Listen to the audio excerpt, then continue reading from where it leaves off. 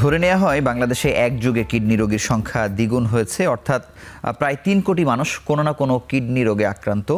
এবং এই কিডনি রোগীদের জীবনে রমজান এসেছে। রমজানে তাদের চলাফেরা, ওষুধ সেবন, এই সব কিছু বিষয়ে আমরা কথা বলবো।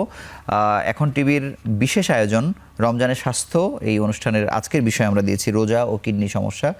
এই বিষয়ে কথা বলতে আমাদের স্টুডিওতে স্বনামধন্য একজন ইউরোলজিস্ট আমাদের সঙ্গে যুক্ত হয়েছেন, অধ্যাপক doctor Mohammad Zahid Hasan Bhuiyan, senior consultant urology and andrology বিভাগ, আসগর আলী হাসপাতাল। আপনাকে স্বাগত জানাচ্ছি আমাদের অনুষ্ঠানে।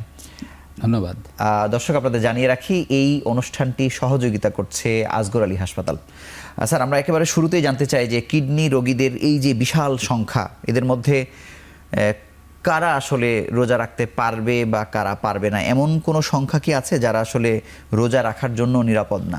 এটা সংখ্যা দিককে তো বলা মুশকিল, তবে এমন কিছু কিডনি সমস্যা আছে, যেমন কিডনির তীব্র ব্যথা। তো কোনো কারণে যদি কিডনিতে তীব্র ব্যথা হয় তাহলে তার হসপিটালে অ্যাডমিশন দরকার, তাকে না খাইয়ে রাখা দরকার, তার ফ্লুইড রিপ্লেসমেন্ট করার জন্য স্যালাইন দেওয়া দরকার, ওষুধ দেওয়া দরকার, ব্যথার ওষুধ দেওয়া দরকার। এবং অনেক সময় রোগীদের বমি ভাব থাকে, তো বমি অবস্থায় তো রোজা আমরা জানি যে ভেঙে যায়। আর তাকে ওই যেহেতু সে খেতে পারে না, তাকে নিউট্রিশন দেওয়া লাগে। এটা একটা বিশেষ অবস্থা যখন আসলে রোজা রাখা সম্ভব না। আরেকটি বিষয় হলো, যেমন কোনো কারণে প্রস্রাব পরিমাণ যদি বেশি হয় তো সেটা রিপ্লেসমেন্ট করা লাগে around the day, around the clock. তো সেক্ষেত্রে তাকে কনস্ট্যান্ট খেতে হয় অথবা ইন্ট্রাভেনাস ফ্লুইড দিতে হয়। সুতরাং এসব ক্ষেত্রেও আসলে রোজা রাখা বাস্তবপক্ষে সম্ভব না। স্যার, একই সঙ্গে যে কিডনি ট্রান্সপ্লান্ট সদ্য হয়েছে বা কিডনিতে পাথর আছে বা অন্য কোনো সংক্রমণ আছে, তাদের ক্ষেত্রে আসলে কি বক্তব্য? আচ্ছা, এখানে 3টা পয়েন্ট আপনি বলেছেন। একটা হলো কিডনি ট্রান্সপ্লান্ট। কিডনি ট্রান্সপ্লান্ট এটা একটা মানে ইন্টেন্সিভ কেয়ার দরকার। সাধারণত কিডনি ট্রান্সপ্লান্টের পরপরই ইন্টেন্সিভ কেয়ার থাকে, তাকে নিয়মিত ওষুধ সেবন। এবং একটা কিডনি ট্রান্সপ্লান্ট হওয়ার পরে সাধারণত দেখা যায় তার 10 থেকে 15 লিটার পর্যন্ত প্রস্রাব তৈরি হয়। তো 10 থেকে 15 লিটার, যেটা স্বাভাবিক অবস্থায় 1 থেকে 1.5 লিটার, তো সেটা রিপ্লেস করার জন্য প্রচুর ফ্লুইড দিতে হয়। তারপরে ট্রান্সপ্লান্টের ক্ষেত্রে যে কিডনিটা গ্রহণ করা হয়েছে সেই কিডনিটাকে বডির ন্যাচারাল ইমিউনিটি এটাকে রিজেক্ট করার চেষ্টা করে। তো সেক্ষেত্রে ওই রিজেকশনের যে বডির যে ক্যাপাবিলিটি, নিজস্ব স্বকীয়তা, ওটাকে সাপ্রেস করার জন্য রেগুলার মেডিসিন লাগে। তো ইমিডিয়েটলি অথবা উইদিন 3 মান্থস এটা রোজা রাখা খুব মুশকিল। এ একটা ইস্যু। আর পাথর যদি কোনো সমস্যা না করে, ব্যথা না থাকে, অনেক সময় সাইলেন্ট স্টোনও থাকতে পারে, তো সেটা ইলেকটিভলি রোজার পরেও আমরা অপারেশন করতে পারি। আর যদি তীব্র ব্যথা থাকে কিংবা সমস্যা থাকে তাহলে অপারেশন সময় এটা করা যাবে না। আর সংক্রমণ যেটা বলেছেন, সংক্রমণ যদি তীব্র সংক্রমণ না হয়, হালকা অথবা মিডিয়াম টাইপের সংক্রমণ হয়, তাহলে আমরা তাকে ওষুধ দিতে পারি। তো ওষুধ দেওয়ার ক্ষেত্রে অনেক ওষুধ আছে, দিনে 1 বার দেওয়া যায়, দিনে 2 বার দেওয়া যায়। তো সেসব ক্ষেত্রে রোজা রাখা যেতে পারে। ইসলামের প্রতি কিছু মানুষ আছে না যাদের অনেক অনুভূতি প্রবণ, কিন্তু তারা বুঝতে পারছেন না হয়তো রোজা তার হচ্ছে না বা রোজা তার ভাঙা উচিত। ঘটনাটি কি ঘটে? তো সেক্ষেত্রে আমরা রোগীদেরকে কাউন্সেলিং করি। যারা রোজা রাখার ব্যাপারে খুবই অপটিমিস্টিক, আমরা তাদেরকে বলি ঠিক আছে আপনি স্টার্ট করেন, কিন্তু আপনি দরকার হলে একদিন পরে চেক করেন। যদি আপনার সমস্যা বাড়ে তাহলে আপনার রোজাকে ছেড়ে দিতে হবে। কারণ আপনি যদি জীবনের ঝুঁকি তো নিতে পারেন না। কারণ হলো আপনার রোজার কাফারার ব্যবস্থা আছে। যে ব্যক্তি রোজা রাখতে পারে না, শরীয়ত সম্মতভাবে সে রোজার কাফারা হিসাবে অন্যভাবে সেটা রিপ্লেস করতে পারে। কিডনি রোগের সঙ্গেই পানির সম্পর্কটা খুবই বেশি। তাহলে কোনো না কোনো কিডনি রোগে যারা আক্রান্ত, তাদের যেহেতু পানি খাওয়ার একটি নিয়মকানুন আসলে আছে, রোজার সময় যে এই যে দীর্ঘ বিরতি, এই পানির প্রয়োজনীয়তা সে কীভাবে মেটাবে? এই ব্যাপারে সারা ওয়ার্ল্ডে, মুসলিম ওয়ার্ল্ডে বিভিন্ন স্টাডি আছে। তো তারা স্টাডি করে দেখেছে যেহেতু লম্বা সময় একটু ফাস্টিং থাকা লাগে, 1 মাসের রোজা, তো প্রথম 10 দিন দেখা যায় যে হঠাৎ করে পানি খাওয়াটা বন্ধ হয়ে থাকার কারণে তার একটু ডিহাইড্রেশন হওয়ার পসিবিলিটি থাকে। তো সেক্ষেত্রে বলা হয় যে ইফতার করার পরপরই যদি পানি এবং লবণ ইত্যাদি এটা রিপ্লেসমেন্টটা একটু নর্মালের চেয়ে বেশি করলে ওই ডেফিসিটটা ঠিক হয়ে যায়। কিন্তু স্যার এটা লিটারে বা কিভাবে আসলে পরিমাপ করবে কিভাবে? এইটা আসলে পরিমাপ হলো ইউরিন প্রোডাকশন। আচ্ছা, নর্মালি আমি যদি 1 লিটার আমার ইউরিন হয় তা আমার ধরে নিতে হয় আমার ইনটেকটা ভালো। আর যদি 1 লিটারের বেশি হয় সেটা অতটা প্রয়োজন নাই, যদি না ওইভাবে পরামর্শ দেওয়া হয় যে আপনার বেশি পরিমাণ, যেমন স্টোনের ক্ষেত্রে বিশেষ করে বেশি পরিমাণ পানি খাওয়া দরকার এই। আর তাছাড়া যদি 1 লিটার পরিমাণ প্রস্রাব হয় 24 ঘন্টার মধ্যে, এটাই যথেষ্ট শরীরের সমস্ত বর্জ্য পদার্থ নিষ্ক্রিয় হওয়ার জন্য। স্যার আপনাকে অসংখ্য ধন্যবাদ। আমরা একটি ছোট্ট বিরতি নিয়ে আলোচনায় ফিরছি।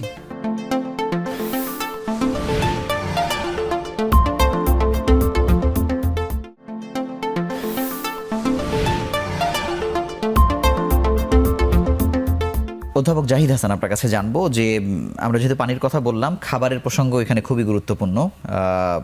কিডনি রোগীদের এমনি তো খাবার খাওয়া না খাওয়ার একটি নিয়ম কানুন আসলে আছে। রমজানে আসলে কি খাবে কি খাবে না, যেমন ইফতারে আমাদের এক ধরনের প্রবণতা থাকে, সেহরিতে একরকম থাকে, আমাদের দীর্ঘদিনের ঐতিহ্য আছে, সব মিলে স্যার কিডনি রোগীদের ক্ষেত্রে কি করণীয়? আসলে অ্যাজ এ হোল আমাদের দেশের খাওয়ার যে কালচার, যে কোনো রোগীর জন্য যে কোনো সুস্থ মানুষের জন্য এটা স্বাস্থ্যসম্মত নয়। যেমন আমরা ভাজা পোড়া তৈলাক্ত খাবার, উপাদেয় খাবার, তারপরে টেস্টিং যেগুলো টেস্ট লাগে, এই ধরনের খাবার আমরা পছন্দ করি। তো সারাদিন পেট খালি রাখার পরে ওই জটিল খাবারগুলো যখন আমাদের পেটে যায়, এগুলো হজম করতে সমস্যা হয়। সাধারণত এই রোজার যারা রাখেন, সে যদি কিডনির রোগী হয়, তার কিডনি ফাংশনটা যদি সাপ্রেস থাকে, তাহলে হাই প্রোটিন জাতীয় যেগুলো খাবার, এগুলো তাকে অ্যাভয়েড করতে হয়। আর ব্ল্যান্ড ফুড যেগুলা মানে সহজে হজম হয়, সহজে খাওয়া যায়, সেগুলা আমরা খেতে পারি। আবার আরেকটা জিনিস, একটা ইস্যু, যেমন ম্যাক্সিমাম কিডনি রোগীদের কিডনি রোগের মূল কারণ হলো ডায়াবেটিস এবং হাইপারটেনশন, যা আনকন্ট্রোল যদি অবস্থায় থাকে। তো এই ডায়াবেটোজেনিক ফুড যেগুলো আছে, যেগুলো খাইলে ডায়াবেটিস বাড়ে, যেগুলো খাইলে হাইপারটেনশন বাড়ার সম্ভাবনা, কন্ট্রোল হওয়ার সমস্যা হতে পারে, সেগুলোও অ্যাভয়েড করতে হবে। আচ্ছা, ধন্যবাদ স্যার। বিশেষ করে ডায়ালাইসিসের রোগী সংখ্যা তো আসলে অনেক বেশি বাংলাদেশে। তাদের ক্ষেত্রে আসলে রোজার সঙ্গে সম্পৃক্ততা কীরকম, বা তারা রোজা রাখতে পারবে কি পারবে না, যদি একটু বলেন স্যার। ডায়ালাইসিস হলো আসলে extreme level of medical kidney disease, যখন kidney function is incapable to maintain the healthy body. তো সেক্ষেত্রে ডায়ালাইসিস তো রেনাল রিপ্লেসমেন্ট। তো সেক্ষেত্রে আসলে যিনি নিয়মিত ডায়ালাইসিস নেন, তার জন্য আসলে খাওয়া দাওয়া কিংবা রেস্ট্রিকশান ওই ধরনের কিছু নাই। কারণ যদি ওয়েস্ট প্রোডাক্ট বেশি হয়, ডায়ালাইসিস করলে সেগুলো বেরিয়ে যায়। যদি এক্সট্রা পানি তার শরীরে জমা হয়, সেটা বেরিয়ে যায়। মানে এটা খাবারের মতো কোনো উপাদান না যে শরীরে সেই স্টোর হচ্ছে, ব্যাপারটা তো এরকম না। সুতরাং ডায়ালাইসিস রোগীর ক্ষেত্রে রোজা রাখা এবং খাওয়া দাওয়া সহজ, যদি না তার মেডিসিন নেওয়ার কোনো শিডিউল রেস্ট্রিক্ট করা থাকে। আচ্ছা, কিন্তু মেডিসিনের প্রসঙ্গ যেহেতু স্যার বললেন যে কিডনি রোগীদের মেডিসিনের স্কেডিউলটা আসলে কী রকম, বা রোজার ক্ষেত্রে আপনারা আসলে এটা অ্যাডজাস্ট করেন কিভাবে? এটা আমি আগেই বলেছি যে বিশেষগুলো কোনো মেডিসিন আছে দিনে 2 বেলা নেওয়া যায় অথবা 1 বেলা নেওয়া যায়। তো ডায়াবেটিসের ওষুধও আমরা, প্রেশারের ওষুধও আমরা রোগীদেরকে পরামর্শ দিয়ে থাকি যে আপনার কনসালটেন্টের সাথে আপনি পরামর্শ করেন যে আপনি রোজা রাখতে চান, আপনার ওষুধগুলা শিডিউল করে দিবে, রিশিডিউল করে দিবে। তো সেক্ষেত্রে রোগীরা যারা কমপ্লায়েন্ট পেশেন্ট, তারা তাদের চিকিৎসকের শরণাপন্ন হন এবং এই ওষুধগুলা আবার রিঅ্যারেঞ্জ করে নেন শুধুমাত্র রমজান মাসের জন্য। কিডনির ফাংশনে কোনো পরিবর্তন হচ্ছে কিনা, আপনি যেমন বললেন যে যারা খুবই অপটিমিস্টিক যে রোজা রাখতেই হবে, এই প্রবণতার মধ্যে যারা থাকে, তারা কোন পরীক্ষার মধ্যে দিয়ে আসলে বুঝতে পারবে যে আমি ঠিক আছি কি নাই? এটা সবার জন্য প্রযোজ্য নয়। যারা হেলদি ইন্ডিভিজুয়াল, তাদের জন্য এই ধরনের কোনো পরীক্ষা দরকার নেই, যদি না ওই ধরনের সিচুয়েশন তৈরি হয়। কিন্তু যারা নন রেনাল কিডনি পেশেন্ট, তাদের জন্য এই পরীক্ষাটা আমরা 3 দিন পর 7 দিন পর একটু দেখতে পারি যে তার কিডনি ফাংশনের যে প্যারামিটার আছে, সেগুলা কোনো মানে খারাপ দিকে যাচ্ছে কিনা, নাকি স্টেবল আছে, এটা করার দরকার আছে। কোনো ক্ষেত্রে কি রোজার সাথে মানে কিডনি ভালো থাকার, ভালো রাখার কোনো সম্পর্ক কি বিজ্ঞানসম্মতভাবে কোথাও আছে? যাদের কিডনি সুস্থ আছে, জি, কিংবা ইভেন পাথরও আছে, তো তাদের ক্ষেত্রে রমজান এর কোনো প্রভাব পড়ে না। আচ্ছা। আর শরীয়তে এটাও আছে যে যদি চিকিৎসক মনে করে যে আপনি রোজা রাখলে আপনার স্বাস্থ্যের অবনতি হওয়ার সম্ভাবনা থাকে, সেক্ষেত্রে উনি বিনয়ের সাথে রোগীকে কাউন্সেলিং করে বলতে হবে যাতে রোগী মানসিকভাবে কষ্ট না পায় যে রোজা না রাখলে। কিন্তু আমরা যেমন শুনি যে ওবেস পেশেন্টদের ক্ষেত্রে বা অনেক রোগীদের ক্ষেত্রে এই রোজা আবার উপকারও হয়, ডায়েটেরিয়ান ইস্যুও কিছু আছে, সেক্ষেত্রে তো কিডনির ফাংশনে উপকারিতার তো কোনো কিছু আসলে এখানে ওইভাবে প্রমাণিত না। অবেস কথাটার অর্থই হলো আসলে ওভারওয়েট, আবার কোনো কোনো ক্ষেত্রে এক্সট্রিম ওভারওয়েট। তো সেসব ক্ষেত্রে আসলে মানে রমজানের পর ইফতারির যদি একটা বিশাল আপনি ব্যবস্থা নিয়ে বসেন, তাহলে এই ফাস্টিং আসলে আপনার কোনো কাজ হবে না। কারণ আপনার যেই ফাস্টিং থাকার ফলে শরীরে যে ক্যালোরি ডেফিসিট হবে এটা ইমিডিয়েটলি রিপ্লেস হয়ে যাবে। তো যারা সত্যিকার ডায়েটিং করতে চান তারা রমজান মাসকে অথবা স্মোকিং অ্যাভয়েড করতে চান, অ্যাবস্টিন করতে চান, তাদের জন্য রমজান ডেফিনেটলি একটা সুযোগ। স্যার আপনাকে অসংখ্য ধন্যবাদ। আমরা আরও একটি বিরতি নিয়ে আবার আলোচনায় ফিরছি।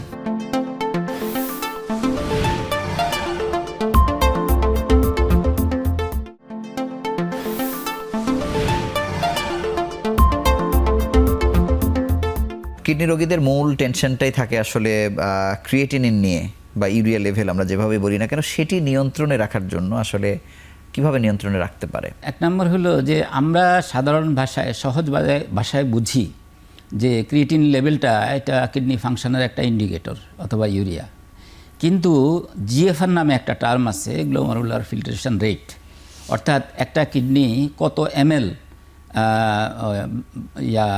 ইউরিন তৈরি করতে পারে অথবা কত এমএল ব্লাডকে পিউরিফাই করতে পারে। তো ওটা বয়স, ওজন এটার সাথে রিলেটেড। অনেক সময় দেখা যায় যে বিশেষ করে মধ্যবয়সী অথবা বয়স্ক লোকদের তার ক্রিয়েটিন ফাংশন নর্মাল, কিন্তু ওভারঅল কিডনি ফাংশন সাপ্রেসড। আচ্ছা, তো এই জন্য টোটাল কিডনি ফাংশন দেখার জন্য ইউরিয়া ক্রিয়েটিনের পাশাপাশি ইজিএফআর বলা হয়, এস্টিমেটেড গ্লোমারুলার ফিল্ট্রেশন রেট। এইটা না করলে আপনি প্রকৃত ধারণা পাবেন না। আচ্ছা স্যার, আসগর আলী হাসপাতালে রমজানের সময় আপনাদের বিভাগে কোনো স্কেজিউলে কোনো পরিবর্তন হয় বা আপনাদেরকে পাওয়া না পাওয়ার ক্ষেত্রে কোনো অসুবিধা হয়? আমরা সাধারণত আমাদের যে হসপিটালের শিডিউল সকাল 9টা থেকে সন্ধ্যা 6টা পর্যন্ত, তো আসগর আলী হাসপাতালে এই সময়টা সন্ধ্যা 6টার পরিবর্তে বিকেল 4টা পর্যন্ত থাকে ইফতারের সুবিধার্থে আর কি। আচ্ছা, এছাড়া আমাদের যে জুনিয়র ডক্টর আছে, মিড লেভেলের ডক্টর আছে, তারা রাউন্ড দ্য ক্লক থাকে। যে কোনো সমস্যায়, যে কোনো ইমার্জেন্সিতে তারা আমাদেরকে কমিউনিকেট করে। আমরা জরুরি যদি প্রয়োজন মনে করি তাহলে আমরা জরুরিভাবে রোগীকে অ্যাটেন্ড করি। স্যার এখন জানতে চাই যে আমি একটু ভিন্ন প্রসঙ্গে আসতে চাই যে বাংলাদেশে আসগর আলী হাসপাতাল প্রতিষ্ঠার পর থেকে একটি আস্থার জায়গায় চলে গেছে, রোগীরা এখানে যায় এবং আমরা দেখি যে শুধু উচ্চবিত্ত না, অনেক শ্রেণীর মানুষই আসলে সেবা নেয়। মানে আপনাদের ইউরোলজি অ্যান্ড এন্ড্রোলজি বিভাগ, মানে সেটির সক্ষমতা বা আপনারা কি করছেন বা এখনও ভবিষ্যতে কি করতে চান, সব মিলে যদি একটু বলেন।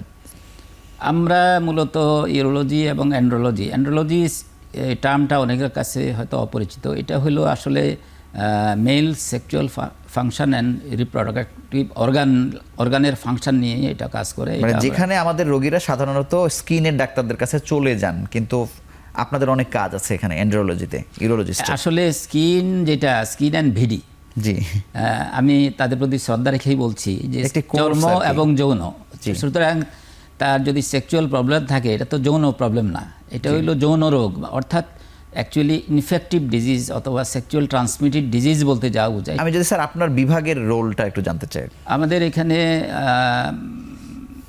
প্রাইমারি ম্যানেজমেন্ট অথবা সার্জিক্যাল ম্যানেজমেন্ট এই সবই আমাদের ব্যবস্থা আছে। শুধু আমরা ট্রান্সপ্লান্ট আমাদের এখানে এখনো শুরু হয় নাই, তবে পরিকল্পনা আছে ভবিষ্যতে এটা শুরু করার জন্য।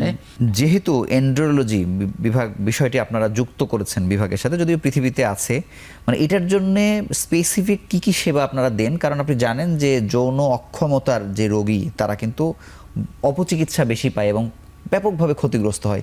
সেক্ষেত্রে আপনারা আসলে কোন সেবাগুলো দিচ্ছেন?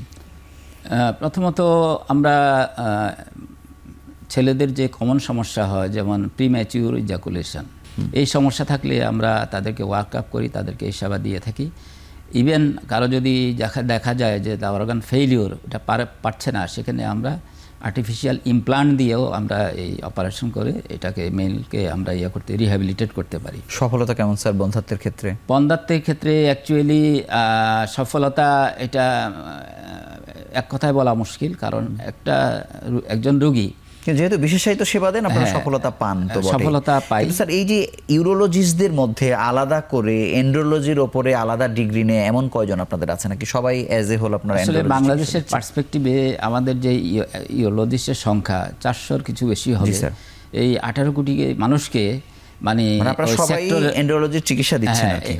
আলাদাভাবে বিশেষায়িত, যেমন ইউরোলজির মধ্যে প্রায় 15টার সাব স্পেশালিটি আচ্ছা, আছে। বুঝতে পেরেছি। তো এতভাবে কঠিন আর কি। আসলে সম্ভব না। স্যার, আমি শুধু ছোট্ট 30 সেকেন্ডে জানতে চাই যে কর্পোরেট হাসপাতাল মানুষ কিন্তু ভয় পায় যে এত খরচ যাব কিনা, মানে অন্যান্য হাসপাতাল যে খরচ করে বা যারা কর্পোরেট না তাদের সাথে আপনাদের খরচের পার্থক্য কেমন কিডনি সেবার ক্ষেত্রে? কর্পোরেটের মধ্যে যে চার্জ দেওয়া হয় একটু বেশি খরচ হয়, সেটা আসলে মানে অবশ্যম্ভাবী। ওই ধরনের কোয়ালিটি মেনটেন করে রোগীর সেবা দেওয়া অথবা অপারেশন করা, এটা কোনো ক্রমেই আসলে সম্ভব না। আন্তর্জাতিক মান রক্ষা করে চিকিৎসা সেই জায়গাতে আপনারা তারপরেও সাশ্রয়ী মূল্যে দেবার চেষ্টা করছেন আর কি? জি।